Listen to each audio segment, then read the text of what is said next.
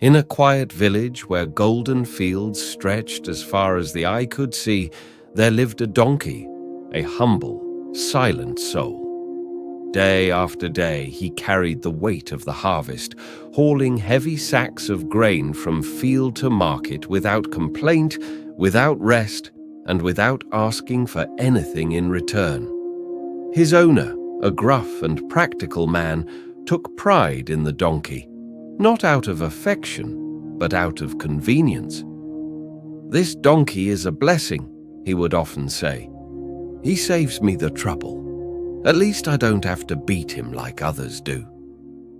The donkey never asked for praise, but deep down he longed to be seen.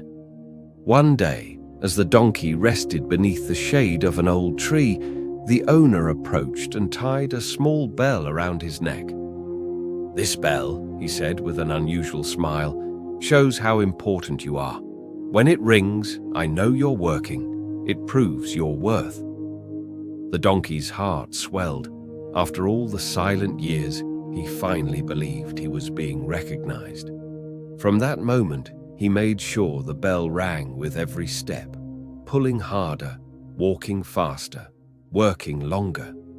Its chime echoed across the fields from sunrise to sunset, and each time the owner heard it, he smiled. But the truth was, the bell was never about the donkey's value. It was only a signal, proof of movement, not meaning. As weeks turned to months, the donkey's body began to fail. His legs trembled, his back ached, and his eyes lost their light. But still, he worked. He was terrified that if the bell stopped ringing, he would be forgotten, replaced, or worse, beaten. One evening, too exhausted to go on, the donkey collapsed by the roadside.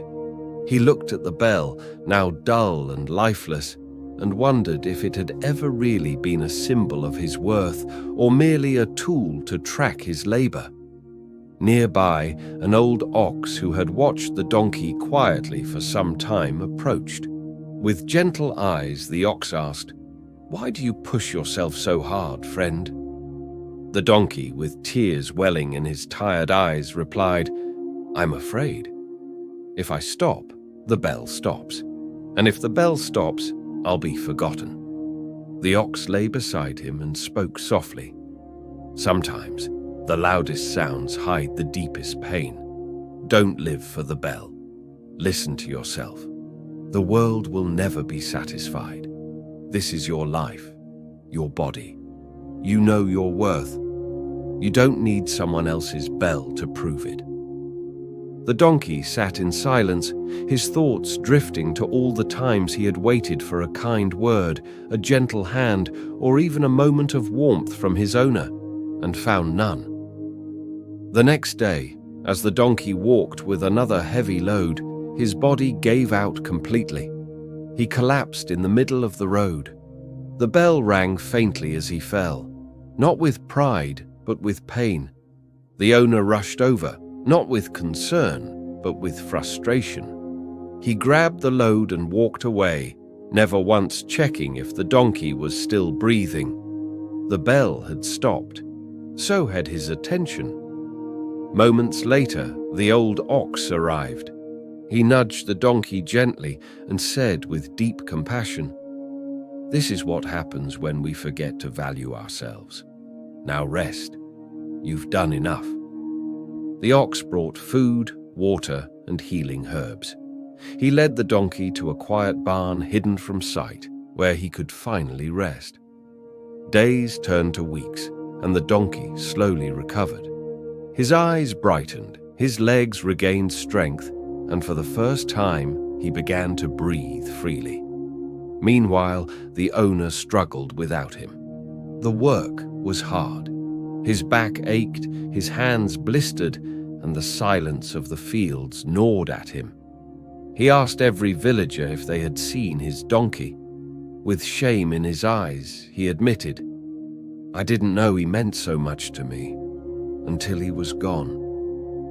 A month later, the donkey returned, not out of obligation, but out of healing.